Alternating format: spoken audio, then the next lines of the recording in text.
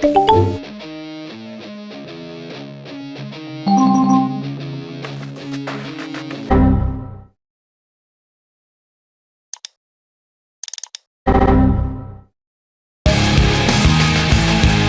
the year 2000-ish. Skynet didn't take over during Y2K, Brad Pitt and Jennifer Aniston just tied the knot, Eminem just released the fastest selling rap album of all time, and Linkin Park released Hybrid Theory. In the world of cinema, we saw the release of Gladiator, American Psycho, Requiem for a Dream, and Battle Royale.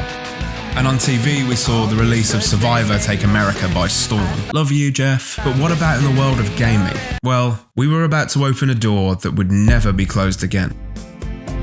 Developed by Maxis and published by EA, The Sims arrived in February 2000 and featured an open-ended simulation of the lives of virtual people called Sims. The game allowed you to create your own personalised Sims who could then cultivate skills, exercise, get a job, and fall in love. You'd also need to oversee their basic needs like eating, maintaining personal hygiene, and using the bathroom, which is less glamorous. It was kinda like a way more needy Tamagotchi, and there had never been a game like it. Sure, they'd taken inspiration from other, older titles, but The Sims was revolutionary. You'd commonly start in a small one-story home with cheap furniture and work your way up through a career, gaining promotions and earning extra money to gradually improve your home over time. One day, hopefully achieving everyone's dream of dying in a slightly nicer house than the one you started in. Damn! It would receive widespread critical acclaim and is now regarded as one of the most influential and successful games of all time. And while we've all played the game in consumer culture mode, you can also do some pretty, how do I say this nicely? Some pretty fucked up shit in this game. But before I get too far ahead of myself, let me give you an example from my recent save in The Sims 4. Let's start at the beginning. This is me. This is my house several hours into a new save. I live alone, I have a pretty normal life, and I've been fortunate enough to retire young, having established a thriving art business selling the paintings from my basement. What else is in the basement? Nothing? Anyway, while it's not glamorous work, it's an honest living and it sure does pay the bills. Oh, and this guy. Ugh, that's my asshole neighbour, Johnny. I'm actually throwing a pool party this weekend and I felt obliged to invite him. Look at him, swimming all alone in my pool like a complete loser. There's something about his stupid, smug face that just, oh god, I hate this guy. I wonder what would happen if I just built a fence around the pool.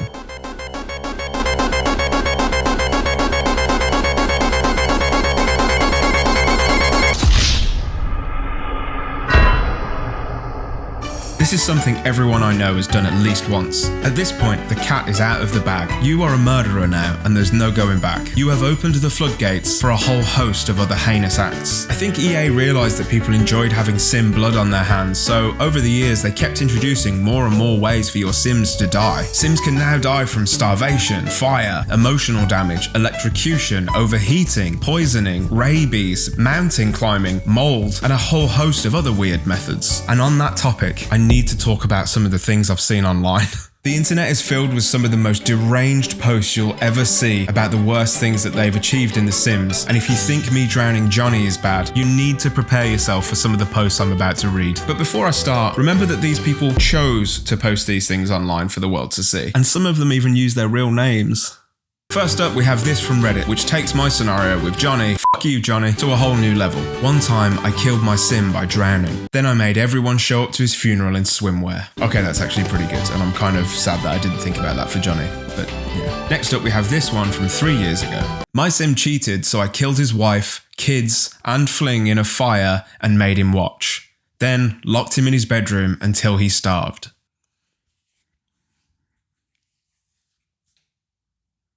This post is just 27 words long and I have so many questions. There's just one more post that I'd like to highlight before moving on because I could probably make an hour-long video just on the crazy things you've done to your Sims over the years. But this one is actually insane. I made 7 girls pregnant at the same time and locked them up in my basement with no objects except for a sink so that they can brush their teeth to boost up their confidence. There's a lot to unpack there. When all the babies are born, I bought a fireplace and put objects next to it to set them all up on fire, except for Nina Caliente because she's pretty hot, so I kept her for quite some time. Oh well, obviously, you keep Nina Caliente. You set fire to the baby, burn all the babies, but you keep Nina Caliente, obviously. Okay, alright, next, let's keep going. I married Nina. I got her pregnant again. Locked her in that room again. Cheated on her with 4 other girls. woohooed in that room while Nina watched, locked the 4 girls with Nina in that room, made all of them pregnant again. They gave birth, took all 4 babies out of the room, then I pretty much just left all the girls there until they all died naturally. I kinda miss the person that I used to be before I read that, but that's surely the end of the story, right? Then I got bored with my sim and I drowned him. Oh good, they drowned him too. Okay, well obviously, yeah, of course. And do you wanna know the worst part of this whole post? 488 people upvoted it. Like, what? What? This kind of goes to show that The Sims gave us an opportunity to express ourselves in some pretty deplorable ways. Since writing this video, reading these posts, and since the murder of Johnny, I've decided that I should turn over a new leaf and have my sim lead a new life, spreading peace and joy. I'm not going to place so much importance on the size of my house. I'm going to sell all of the material possessions I don't really need and donate the money to charity. And finally, I'm going to close down my art selling business so I can allow my sim to pursue more virtuous endeavors. And it all begins now with one major act of kindness. It's finally time to free the 4 humans I've been keeping in my basement to make paintings I can sell to sustain my lifestyle. You see, I missed something out earlier. When I started my save, I didn't just create my sim. I created 4 other sims whose sole purpose would be to paint pictures in the basement, and I would use the money from selling these paintings to buy cool shit.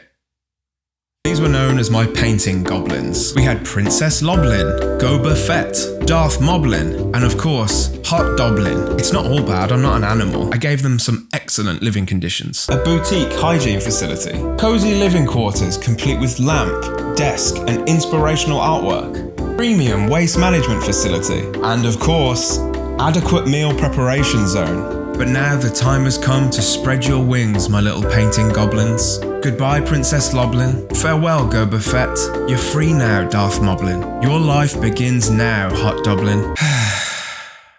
I feel much better. Surprise, motherfucker. Sorry, this one got it got a little bit dark. Let me know in the comments if you have any dark Sims moments to share, and remember, this is a judgment-free zone. Well, the video is. The comments aren't so much. They'll probably be quite judgy, but just share the comment anyway. Don't forget to like and subscribe on your way out, and I'll catch you in the next one. Bye. Top quality shitter. Yeah. I'll do that. Top quality shitter.